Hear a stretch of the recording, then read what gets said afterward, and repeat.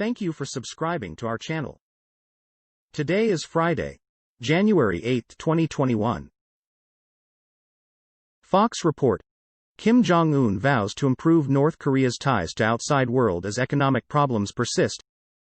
North Korean leader Kim Jong-un said he is hoping to dramatically improve his country's standing with the world as the Hermit Kingdom enters 2021 with an economy fractured by sanctions, natural disasters and coronavirus-related border closings. The dictator made the plea this week while addressing the first Congress of the ruling Workers' Party in 5 years. Observers, the Associated Press reported, had expected Kim to use the event to send conciliatory gestures toward South Korea and the United States as he faces deepening economic troubles at home. Deutsche Welle report. Ethiopia. UN fears massive coronavirus outbreak in Tigray. The United Nations has raised concerns over potential, massive community transmission of the coronavirus in Ethiopia's northern Tigray region, amid displacements, conflict and a damaged healthcare system.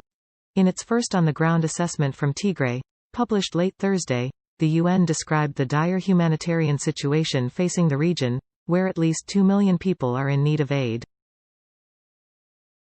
CNN report. Indiana health system says experts will examine COVID-19 death of black doctor who accused staff of racist treatment. An independent panel of experts will look into the coronavirus death of a black physician who claimed a white doctor had dismissed her pain and concerns about her treatment, an Indiana health system said. Indiana University Health said it has convened the 6-person panel to examine the December death of Dr. Susan Moore, who earlier that month made the allegations about her treatment at IU Health North Hospital, near Indianapolis. Fox report. DOJ will spare no resource during investigation into fallen Capitol Police officer's death. The Justice Department says it will spare no resources in investigating the death and possible murder of Capitol Police officer Brian D. Sicknick during the riots that took place on Wednesday at the U.S. Capitol building. Brian Sicknick, a member of the Capitol Police First Responders Unit who joined the force in July 2008, was on duty Wednesday when he was injured, while physically engaging with protesters, police said in a statement. Deutsche Welle report. Central African Republic. Thousands displaced by post-election violence. The Geneva-based UNHCR said violence and insecurity plaguing the Central African Republic's December 27 election had prompted thousands of refugees to seek haven in the neighboring Democratic Republic of Congo. The more than 24,000 new arrivals had placed a massive strain on resources, especially in the village of Ndu, usually home to just 3,500 inhabitants, the UN Refugee Agency said. Another 8,000 refugees had arrived mainly in border regions of Cameroon, Chad and the Republic of Congo, said the UNHCR, adding that it was concerned about reported human rights violations taking place inside CAR. BBC report. Laurent Kabila. DR Congo frees soldiers linked to assassination. Laurent Kabila was shot dead by a bodyguard in 2001. A military trial that followed jailed dozens of soldiers, including Colonel Eddie Kapend, his personal aide. Rights groups criticized the trial. Some in Dr. Congo believe the soldiers were used as scapegoats. There has been much speculation about who gave the orders for Kabila's assassination, including suggestions that foreign powers were involved, as it came at a time when several neighboring countries were involved in the conflict in Dr. Congo. Fox report. Jewish woman, 102, describes moment when a coffin emerged from neighbor Adolf Hitler's house. A Jewish woman who revealed last year that she used to live next door to Adolf Hitler prior to World War II, has provided new details about the Nazi leader's life. Alice Frankstock, who recently turned 102, said that she spent her early years living near Hitler in Munich during the 1920s and 1930s, according to British news agency SWNS. Stock, whose family lived on Prinz-Regentenplatz, added she saw a coffin coming out of Hitler's apartment, rumored to contain his niece, Jelly Robbel. CNN report. Iran unveils underground missile base on Gulf Coast, state media says. Iran has unveiled an underground base for strategic missiles on its Gulf coastline, according to state media. Video broadcast by state media Friday showed the head of Iran's elite Revolutionary Guards, Major General Hossein Salami, touring what appears to be a long underground tunnel lined with missiles and missile launchers. Iran's ballistic missiles arsenal is one of the flashpoints in Tehran's long-running disputes with its Arab neighbors and the United States. Al Jazeera report. China must urgently address financial risks, IMF warns. China urgently needs to take steps to contain financial stability risks as the economy's recovery takes hold, according to the International Monetary Fund. Virus relief measures that are potentially distortionary should be gradually phased out, the Washington-based lender said in its annual Article 4 report released Friday. Repayment holidays for borrowers and relaxed rules on how to treat non-performing loans run the risk of increasing moral hazard and undoing recent progress in strengthening bank transparency and governance. CNN report. A mailman, two little sisters, and weeks-long games of tic-tac-toe. Adam Finley loves his job as a mail carrier for USPS. He loves visiting with the people on his route and is always looking for ways to help the neighborhood during his more than 12-hour-long shifts. So, when the schools in his Georgia community moved entirely online in the spring, Finley, or Mr. Adam, as the kids affectionately call him, couldn't help but feel sorry for the students stuck inside all day, some going weeks or months without seeing their classmates in person. Al Jazeera report. Pakistan jails Mumbai attacks plotter for terrorism financing.